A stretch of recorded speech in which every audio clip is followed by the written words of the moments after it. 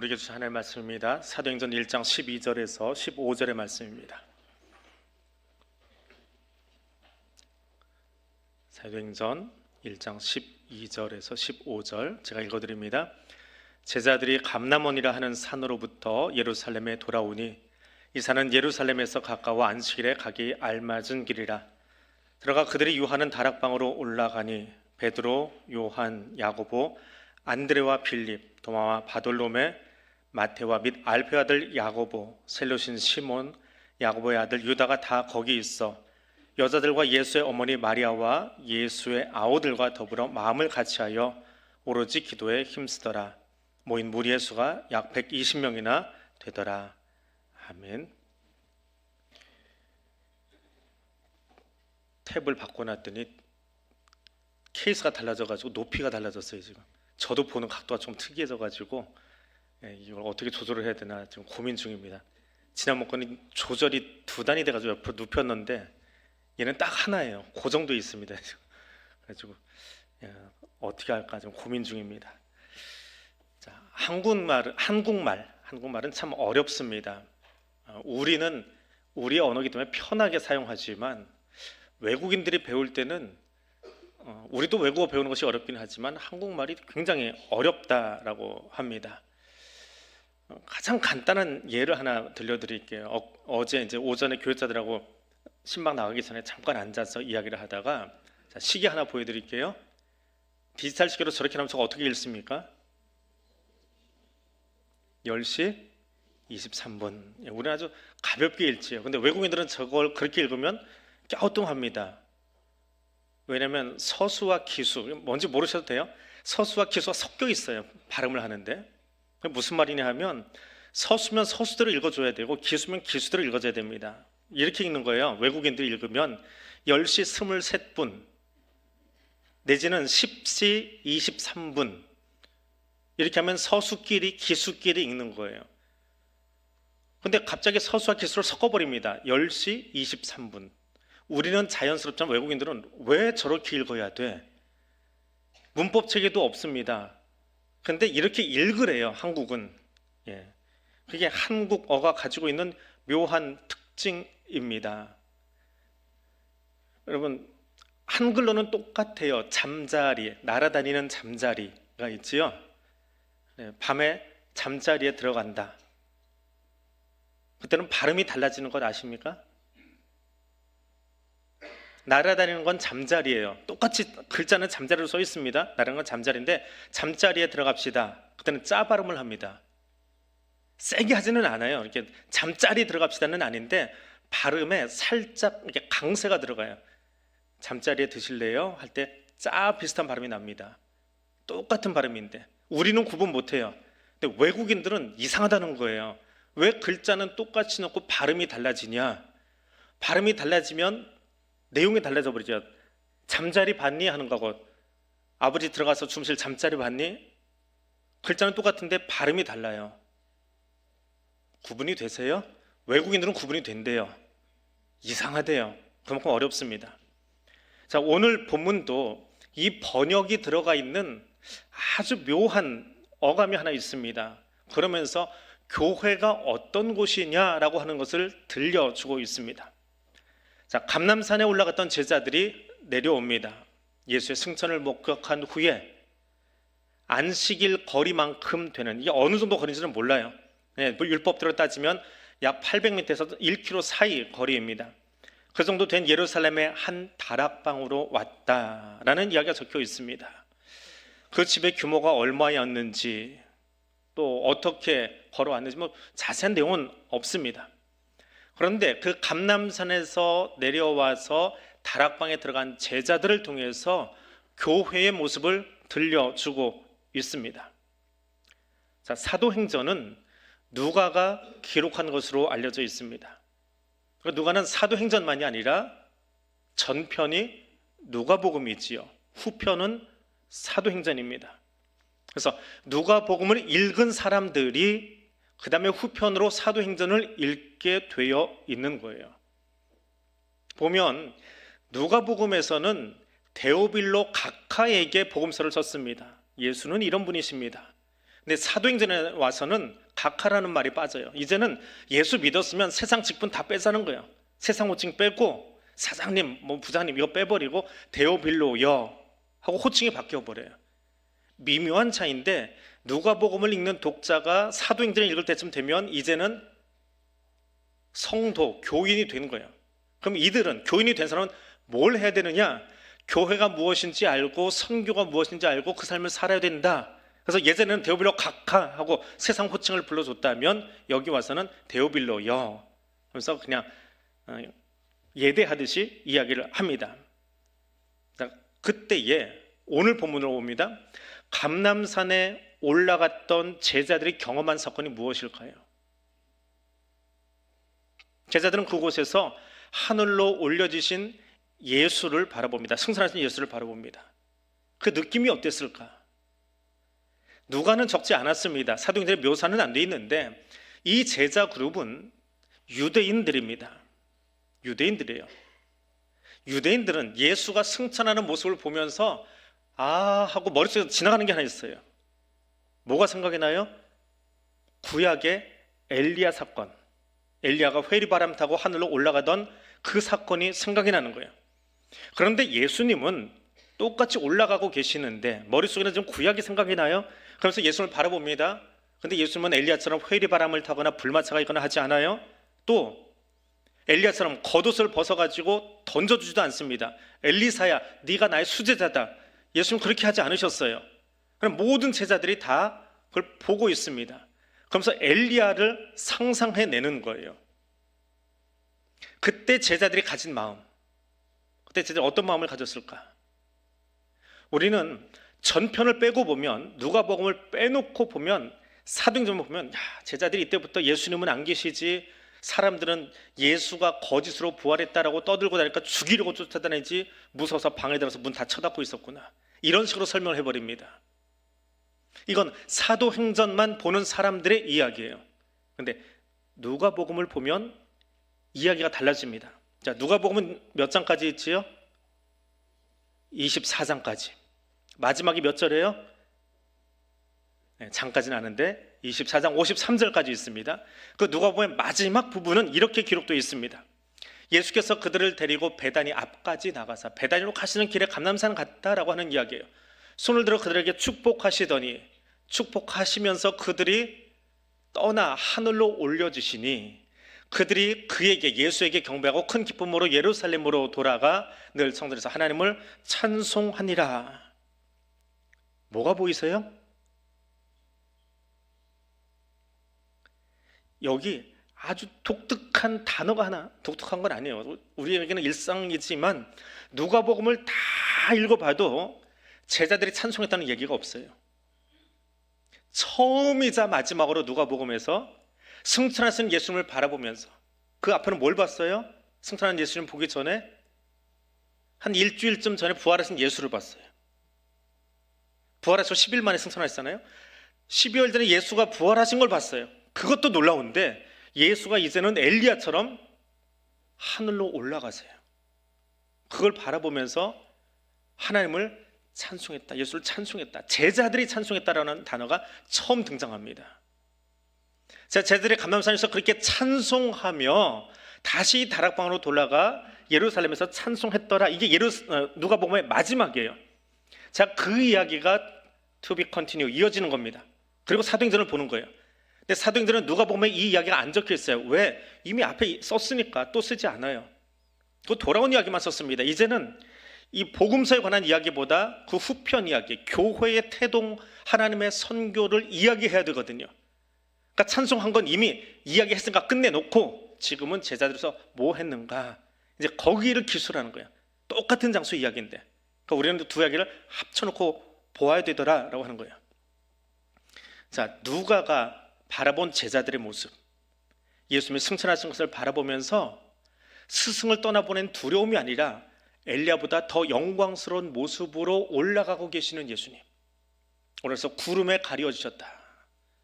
구약성경에서 구름이라고 하는 것은, 유대인들이 생각하는 구름이라고 하는 것은 하나님의 보호 장치도 있지만 또 하나는 하나님의 영광을 상징하는 장치입니다.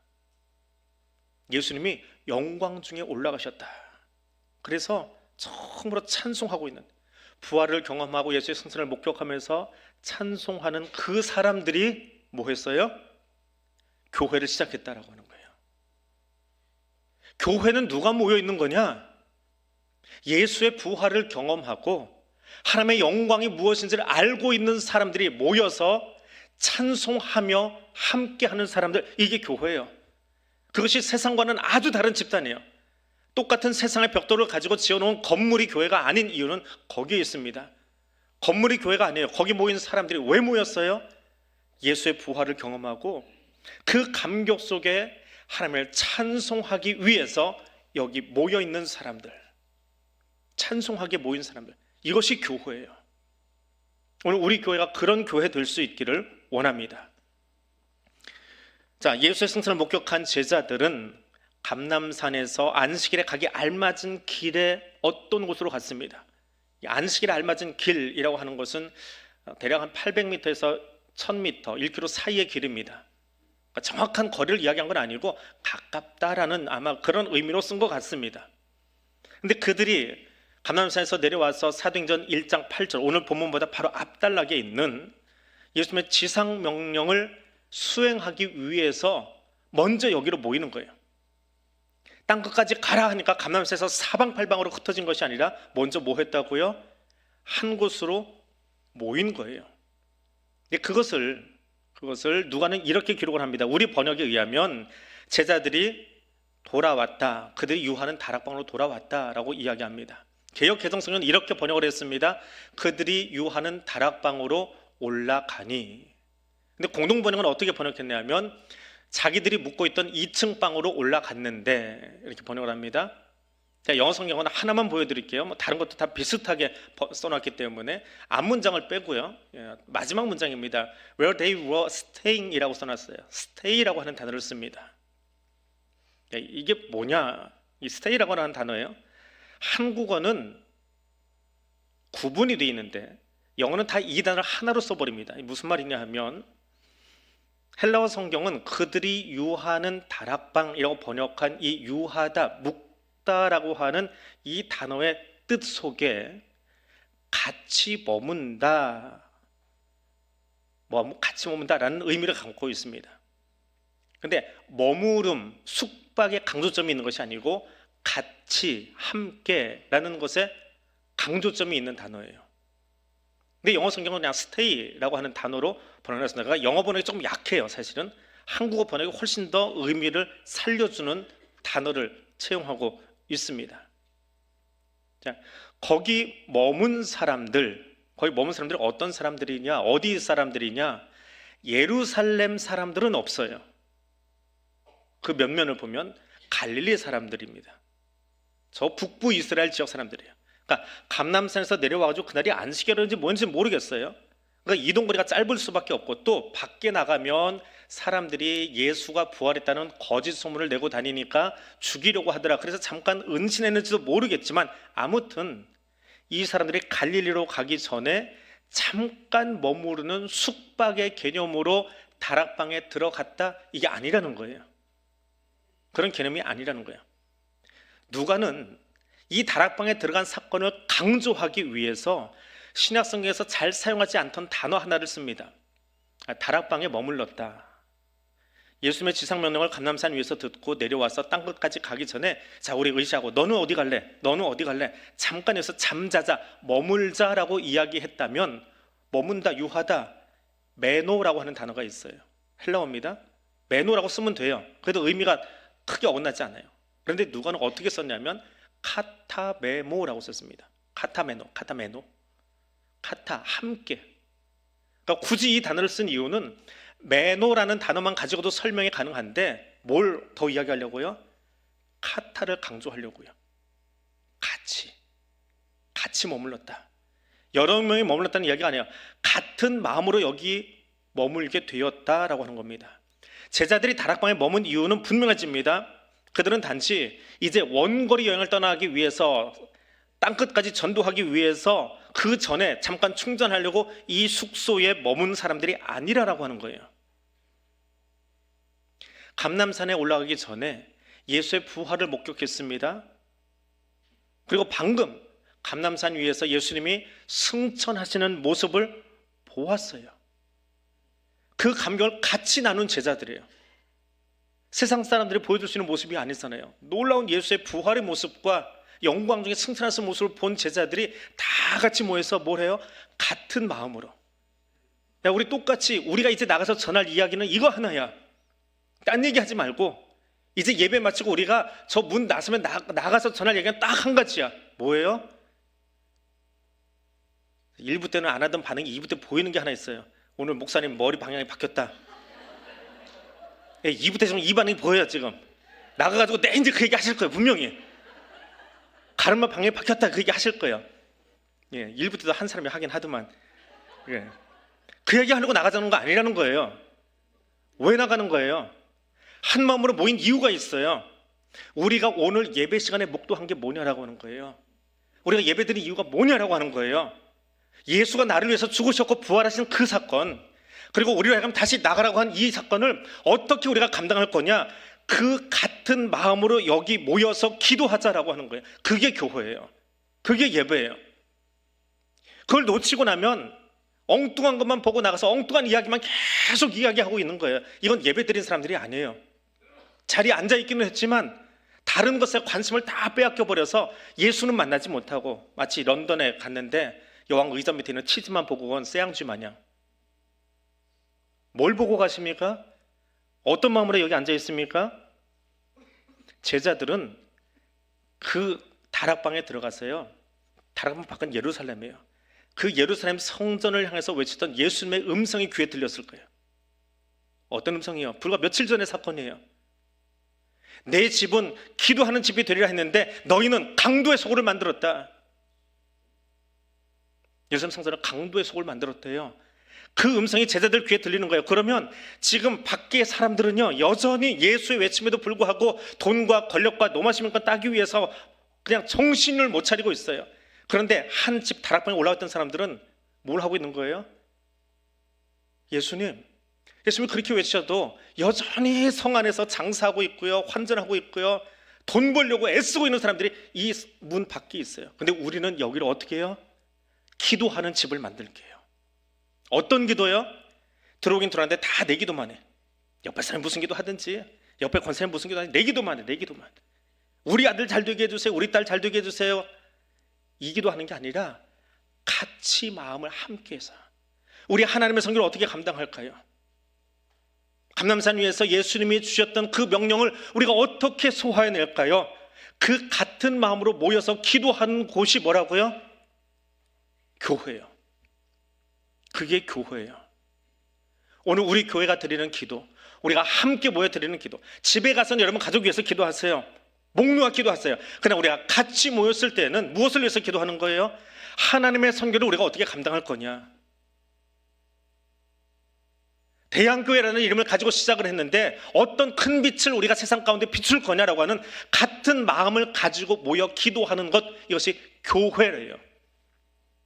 오늘 우리 교회가 그런 교회 될 수 있기를 원합니다. 다시 오실 주님을 기다리면서 어떤 자세와 어떤 마음으로 주님을 기다릴 것인지를 마음을 모아 기도할 수 있는 곳 될 수 있기를 원합니다.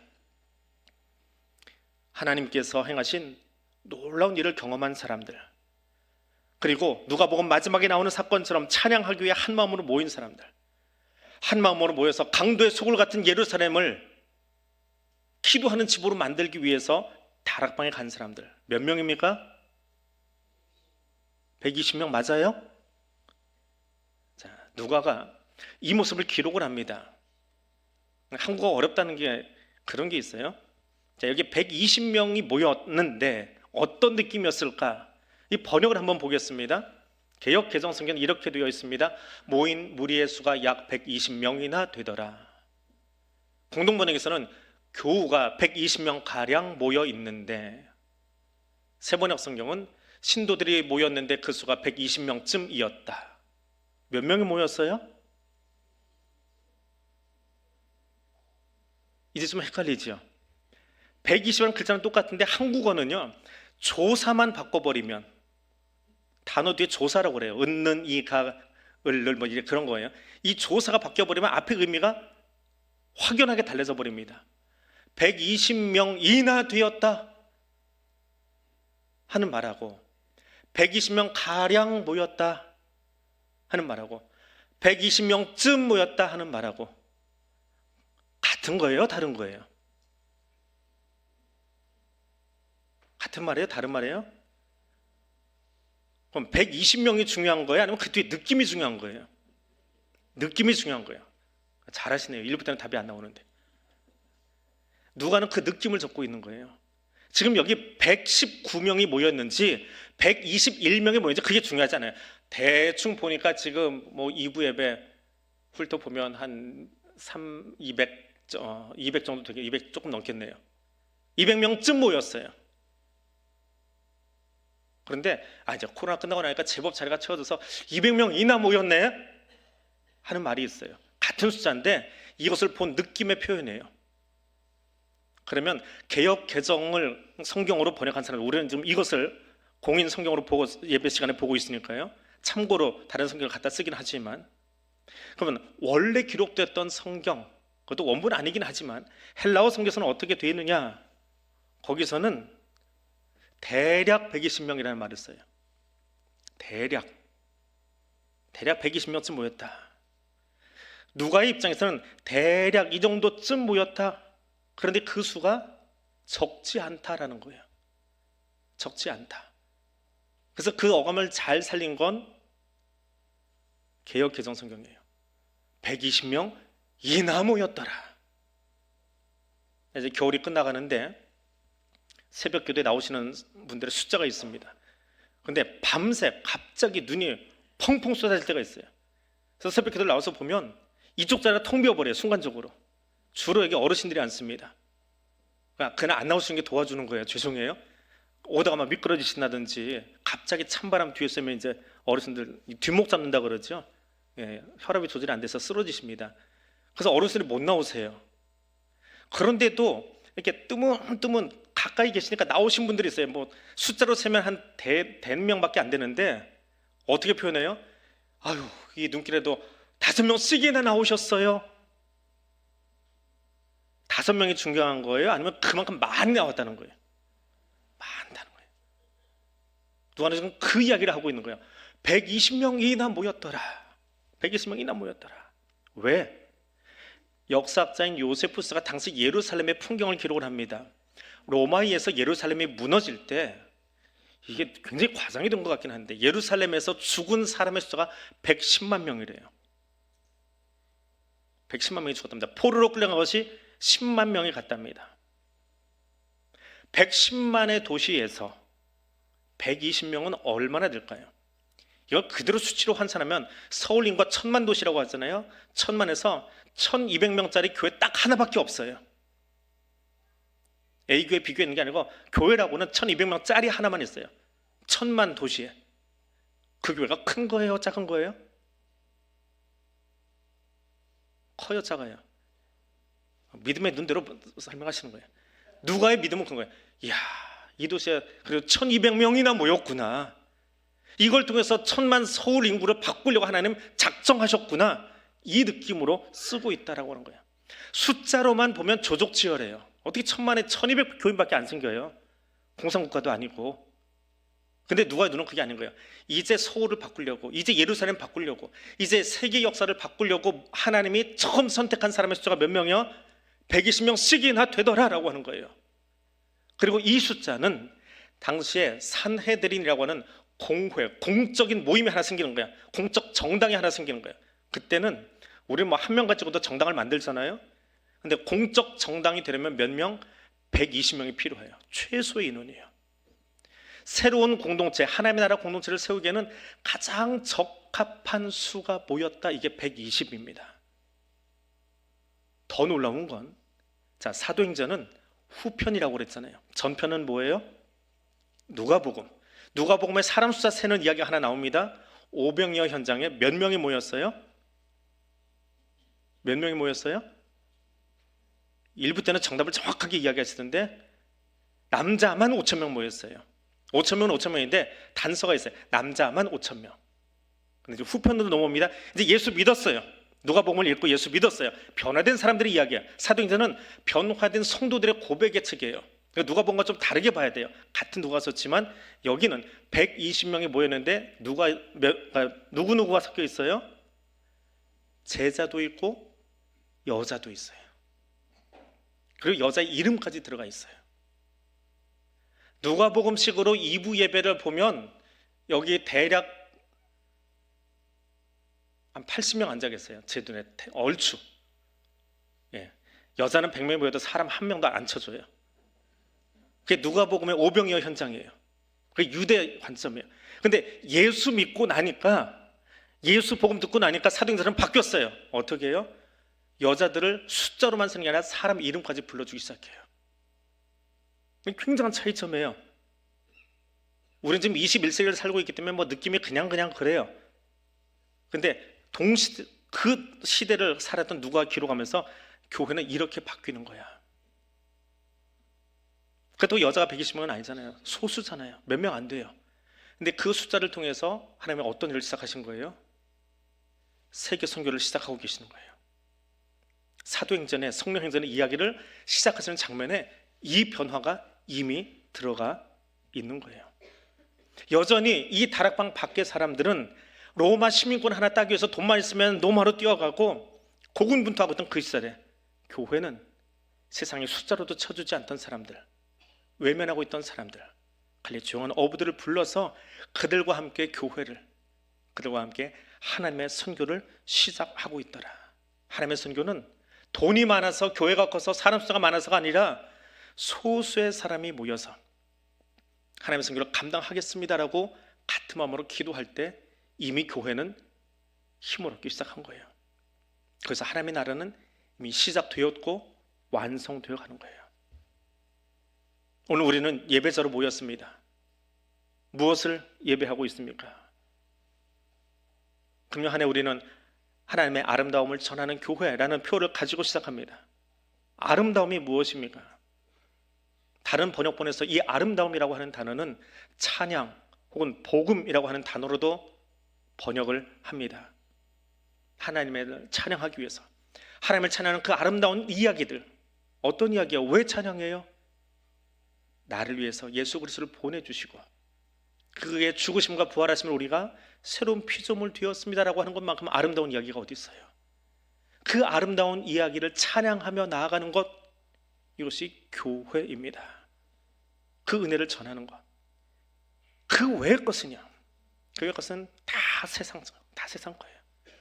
장로님들끼리 모여도, 권사님들끼리 모여도, 집사님들끼리 모여도, 여전도에 모여도 예수 십자가를 나누는 것 외에 나머지 모든 이야기는 다 세상 거예요. 그것 때문에 혈기 내고, 그것 때문에 싸우고, 그것 때문에 어깨 도토리 키재기 하듯이 하지 마세요. 그건 세상에 나가서 세상 사람들이 하는 거예요. 우리가 여기서 힘을 내서 해야 될 이야기는 딱 한 가지예요. 예수님이 오늘 나를 위해서 죽으셨고 부활하셨습니다. 이것이 너무 감사해서 이것을 어떻게 우리가 전할까, 어떻게 나눌까, 어떻게 외칠까, 이것을 고민하는 것이 선교회고, 이것을 고민하는 것이 권사회고, 이것을 고민하는 것이 당회가 돼야 되고, 이것을 고민하고 같이 기도하는 것이 교회가 돼야 되고, 저 문이 열리고 나가면 이제 우리가 받던 그 은혜를 어떻게 전할까. 그래서 지난 50년 동안 우리에게 이만큼 은혜를 주셨고 이만큼 탄탄하게 만들어 주셨다면, 이 정도나 하나님이 주셨다면, 그 이 정도나 부어주신 50년의 역사를, 그 힘을 이제 다음 세대에서는 어떻게 흘려보낼까를 고민하며 기도하기 시작하는 그 소수의 자리, 하나님의 마음을 가슴에 담는 자리, 그런 교회, 그런 성도 될 수 있기를 원합니다. 우리 그 마음으로 같이 기도하겠습니다. 하나님의 아름다움을 전하는 교회가 되겠습니다. 무엇보다 십자가 구속의 은혜를 찬양하는 사람 되겠습니다. 나를 사랑해 주신, 나를 사랑하신 그 사랑의 복음에 감사하며 기도의 자리로 모이겠습니다. 그리고 이 일에 쓰임받는 소수가 내가 되겠습니다. 이 기도 제목으로 오늘 함께 기도하겠습니다. 사랑의 하나님, 감사합니다. 오늘 우리를 세상 가운데서 구별하여 부르셔서 세상이 보기에는 다락방 같은 곳, 주변에 높이 서 있는 저 아파트들에 비하면 작고 작은 교회 건물에 불과하지만, 여기 우리가 모여서 같은 마음으로 기도하옵기는 하나님 이 땅을 향하여 하나님의 선교를 어떻게 감당할 것인지, 오늘 저 땅을 향하여 하나님의 구속의 은총을 어떻게 나눌 것인지, 지난 50년 동안 우리 교회 부어주신 은혜가 너무나 차고 넘치는데 하나님 그 은혜를 우리 가슴에 담고 우리가 함께 모일 때에 우리가 함께 장로로, 권사로, 집사로, 여전도회로, 남성교회로, 구역으로 모일 때마다 우리에게 주신 그 은총을 우리가 어떻게 들고 나가서 운반자가 되어질지 그것을 고민하고 한 마음으로 기도하는 교회, 그것이 감사해서 우리를 부르심에 감사해서 찬송하는 교회 되게 하여 주옵소서. 그래서 세상에서는 작고 연약한 곳이지만 이 일에 쓰임받는 그 120명의 성도들을 통해서, 그 제자들을 통해서 하나님의 선교가 교회 역사가 시작되었던 것처럼 오늘 이 일에 쓰임받는 소수가 내가 되겠습니다. 그리고 부끄러워하지 아니하고 내게 능력 주셨는지 안에서 그 기쁨과 감격을 가지고 나아가 세상에 하나님의 아름다운 덕, 아름다운 이야기, 그 복음을 증거하는 교회와 성도 되기를 원합니다.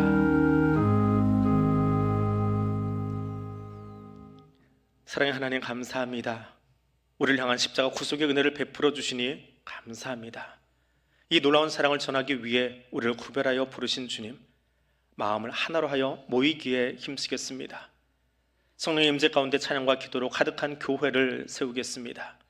이런 교회 세우기 위해 다른 사람들은 세상 일에 바쁘고 나의 일이 우선순위가 될지라도 주여, 내가 찬양과 기도의 자리에 마음을 하나로 하여 모이는 소수가 되겠습니다. 하나님 나라를 세워가는 제자가 되겠습니다.